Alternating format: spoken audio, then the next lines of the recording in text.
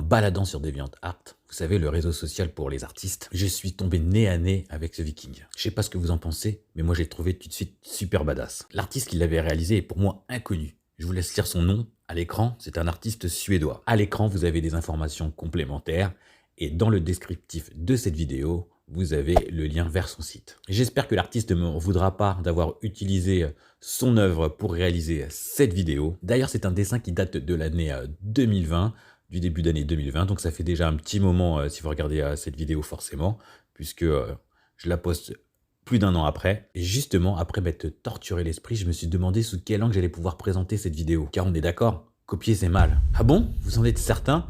Dans cette vidéo, justement, je vais essayer de répondre à cette question compliquée, justement sur la copie d'artistes, sur le fait de regarder et d'utiliser des œuvres qui ne nous appartiennent pas. Je trouve que la réponse est beaucoup plus complexe qu'elle n'y paraît. Enfant, je n'ai réalisé pratiquement que des œuvres originales puisque j'avais beaucoup d'imagination. J'ai réalisé mes propres BD pour mes camarades de classe dès l'âge de 10-12 ans. Et du coup, j'ai vu d'un mauvais œil les copains de classe qui essayaient de copier mes dessins. Je dessinais essentiellement des personnages originaux, des original characters comme on dit maintenant, les OC. Et de temps en temps, je réalisais mes personnages que j'aimais bien comme Lucky Luke. Bref, j'ai toujours été contre le copiage. Mais il y a de ça quelques temps, j'ai eu une espèce de déclic où je me suis rendu compte que finalement, après avoir passé de nombreuses années comme un des leaders du dessin dans mes classes respectives, au bac déjà, il y avait des gens qui dessinaient aussi bien que moi, et après le bac, plein de gens dessinaient mieux que moi.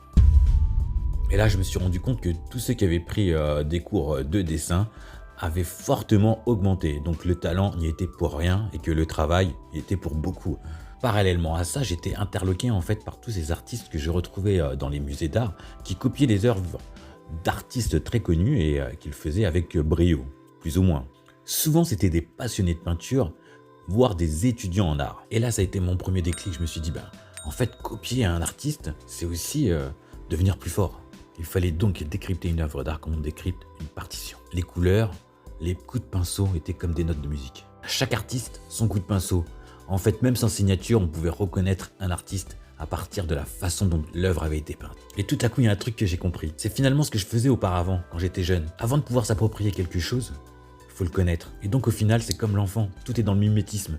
Au départ, il faut copier avant de pouvoir inventer. Comme la clé pour moi a toujours été la création de personnages, il fallait que je copie ceux qui savent réaliser des personnages tels que moi je voudrais les réaliser. Donc c'est pour ça que j'ai choisi des images dans le DeviantArt qui correspondent au style auquel je voudrais arriver. Ainsi, je me suis rendu compte que copier n'était pas un problème, mais était la solution. Dans mon parcours de progression, donc je me suis infligé les portraits et la copie de grands artistes que moi j'estimais comme grands artistes parce que le dessin me plaisait. Dans cette vidéo, je vais vous expliquer ma vision de la copie et je vais vous donner aussi quelques clés de réalisation de ce personnage, de ce viking qui ne m'appartient pas, mais auquel j'ai changé quelques les éléments pour que justement la copie ne soit pas simplement bête et méchante.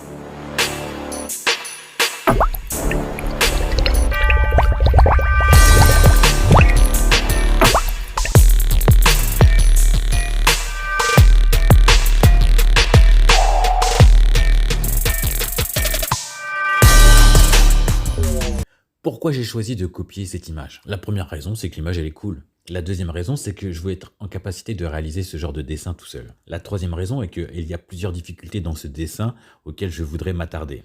La première est la réalisation des textures. Le métal, les cheveux, le tissu, l'arme, le glaive, le rubis, la pierre précieuse très brillante, la fumée en bas de l'image, le visage, les bras, les mains surtout, veineuses comme elles le sont sur l'image originale. Tout ça était des challenges super intéressants. Ce dessin est resté très longtemps mon préféré. Aujourd'hui, quand je le regarde, plus d'1 an après, je me rends compte qu'il y a beaucoup de choses que j'aurais pu mieux faire. D'ailleurs, à la fin, vous verrez quand je l'ai posté sur un groupe de dessin, finalement, la première version de ce personnage n'était pas très satisfaisante et quelques remarques m'ont permis d'améliorer le rendu du personnage. Et vous verrez ça à la fin de la vidéo. Il est à noter que juste après avoir réalisé ce dessin, j'ai réalisé en collaboration avec Kylian Labourde un espèce d'animal qui n'existe pas sur Terre. Je ne me souviens plus du nom qu'avait donné Kylian Labourde à son caractère original inventé, son animal original inventé, mais moi, du coup, j'avais simplement réalisé par-dessus son animal un overpainting. Sous ce nom barbare se cache simplement le fait de peindre par-dessus une image. Donc là, avec son autorisation, j'ai réalisé la suite de son petit monstre. Du coup, sur ce viking, j'avais copié une pierre précieuse que j'avais ensuite multipliée pour réaliser quelques décorations sur ce viking. Et au final, comme je l'avais réalisé en copie, j'ai pu très bien réaliser une pierre précieuse d'imagination dans le dessin que j'ai fait pour Kylian Labourde.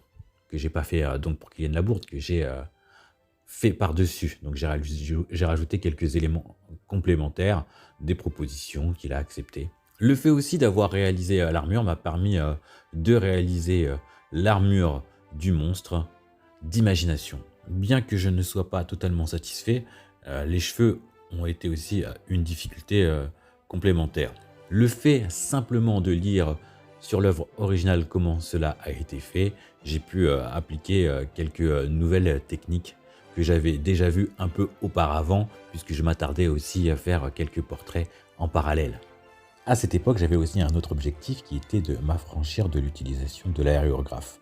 Je devais utiliser plus le pinceau pour avoir quelque chose avec une texture beaucoup plus naturelle.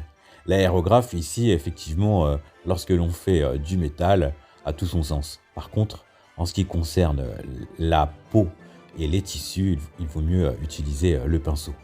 Ainsi, en réalisant ce dessin, j'ai eu par moments des fulgurances où j'ai utilisé mon pinceau vraiment de manière très efficace. C'est-à-dire tout simplement que j'étais plus efficace sur mes coups de pinceau. Et tout ça, c'est du temps en fait. C'est à force de pratiquer, on obtient des choses plus rapidement, qui sont même mieux que ce qu'on fait en utilisant plus de temps. Être plus rapide et souvent être meilleur. Même si cela paraît au premier abord avoir aucun rapport, mais souvent, lorsque l'on est plus rapide, on est bien meilleur pour le même résultat. La précision du coup de pinceau, la précision de la couleur, tout ça s'apprend et arrive petit à petit et parfois par fulgurance. Lorsque l'on arrive à réaliser le pourquoi du comment, c'est-à-dire à quel moment on devient plus rapide, c'est qu'on a compris quelque part quelque chose dans sa peinture. On s'améliore. Si on ne sait pas pourquoi on a réussi à mieux réaliser quelque chose, alors il faut retravailler et essayer de comprendre pourquoi. Parce que dès qu'on comprend le pourquoi, on peut reproduire l'événement. Et c'est dans ce sens-là que cette peinture, ce painting m'a permis de m'améliorer. C'est que j'ai compris pas mal de choses en réalisant ce dessin. Et tout ça, c'est que de la copie en fait. Évidemment, le niveau de ce painting n'est pas au niveau de l'original. Mais vous pouvez me croire que ce dessin m'a permis d'être plus fort aujourd'hui. Quand je vois le niveau de réalisation de l'époque, je sais que je ferai bien mieux aujourd'hui. Un autre exemple de capacité que j'ai réussi à acquérir en faisant ce dessin, c'est par exemple la boucle de ceinture que j'ai réalisée. J'ai dû observer un peu longuement comment la réaliser. Et du coup, quand j'ai dû refaire d'imagination une boucle de ceinture, c'est venu automatiquement. J'avais automatiquement les bons réflexes de la réaliser parce que je l'avais réalisée auparavant. Donc c'est la répétition des choses. Après, on apprend plus ou moins vite. Moi, effectivement, j'avais déjà réalisé dans d'autres dessins des boucles de ceinture. Mais là, le style que j'ai réalisé, je l'ai refait exactement sur d'autres dessins d'imagination. Parce que j'avais très bien gardé en mémoire comment je l'avais réalisé cette fois-ci. Quelque chose qui est vraiment important à conscientiser, c'est le fait de réaliser à partir de références des choses. Votre référence peut être une photo dans Google ou n'importe où, une photo qui vous appartient ou pas, pour vous aider à réaliser un objet ou une partie du corps humain, ou peut-être comme ici, un dessin. Et comme je le dis très souvent, n'oubliez pas que même les meilleurs artistes utilisent des références pour réaliser les dessins badass que vous voyez sur les réseaux sociaux, DeviantArt ou ArtStation, tout ça quoi. Les tout meilleurs s'affranchissent petit à petit des références, mais se mettent en difficulté en réalisant des choses sous des angles un peu biscornus et du coup doivent s'adapter à chaque fois. J'ai réalisé cette vidéo en 7 heures exactement, mais il y a quelques heures qui n'ont pas été enregistrées. C'est celle où j'ai remodifié mon personnage, puisque vous allez voir à la fin 2 dessins successivement. La première version que vous allez voir, c'est le dessin que j'ai soumis à la critique. La deuxième version, je l'ai aussi soumise à la critique, mais je ne l'ai pas reprise. Vous allez voir par exemple que lorsque j'ai effectué le casque, il y avait un petit peu une discordance entre le style de dessin en bas et le casque. L'ombrage était beaucoup trop fort sur les cornes par rapport à l'ensemble du dessin et par rapport au fait que ce soit du métal. Donc c'était un peu bizarre. J'ai repris tout ça, j'ai rajouté quelques rayons de lumière, quelques highlights. Et donc j'ai renforcé l'aspect métallique de tous les éléments dorés. Bien que la vidéo soit fortement accélérée, vous avez pu suivre à l'écran tous les outils que j'ai utilisés. Vous avez pu voir aussi toutes les étapes à travers les calques que j'ai utilisés, les éléments que j'ai copié-collé comme ces bijoux et les cornes que j'ai réalisées en plus sur ces épaulettes par rapport aux éléments originaux. Je sais aussi maintenant que je serai aussi un peu plus fort en peinture classique, peinture acrylique ou à l'huile, grâce à la réalisation de ce genre de painting. Je pense toujours un petit peu à la peinture lorsque je réalise ce genre de peinture numérique. J'espère prochainement vous démontrer tous mes progrès en peinture classique, si j'arrive à me remettre à la peinture, puisque je suis tellement fou du numérique que je n'arrive pas à sortir tous mes pinceaux et tous mes outils de mes boîtes. J'espère que cette vidéo vous a plu. N'oubliez pas de mettre un petit like. Pour les plus sympas, mettez un petit commentaire. Vous savez, c'est ce qui marche le mieux pour moi et qui me fait le plus plaisir. N'oubliez pas qu'il n'y a pas qu'un seul chemin pour devenir fort en dessin, que chacun sa voie, chacun son destin.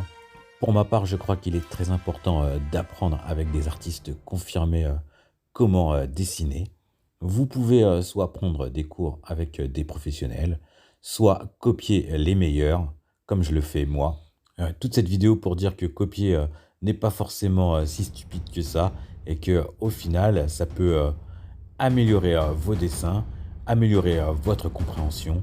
Donc le dessin, c'est la lecture d'une partition, savoir comment ceci ou cela a été réalisé. Il y a plusieurs techniques pour arriver au même résultat, mais le tout, c'est quand même d'avoir une technique. Par exemple, sur tuto.com, j'ai réalisé un tuto pour réaliser des personnages d'imagination assez simplement en utilisant les bonnes proportions, donc celles qu'on apprend en peinture classique et en dessin classique. Mais bon, tout ça, si ça vous intéresse, il faut regarder dans la description de la vidéo. Là, en ce qui concerne ce dessin, je vais vous laisser avec mes deux versions et je vous donne rendez-vous dans la prochaine vidéo, soit pour un tuto dessin, peinture numérique, soit un test de matos, ou soit pour de l'animation. Vous savez que j'aime beaucoup de choses en dessin. Et si vous êtes comme moi, abonnez-vous à la chaîne, activez la cloche et tout ça, tout ça.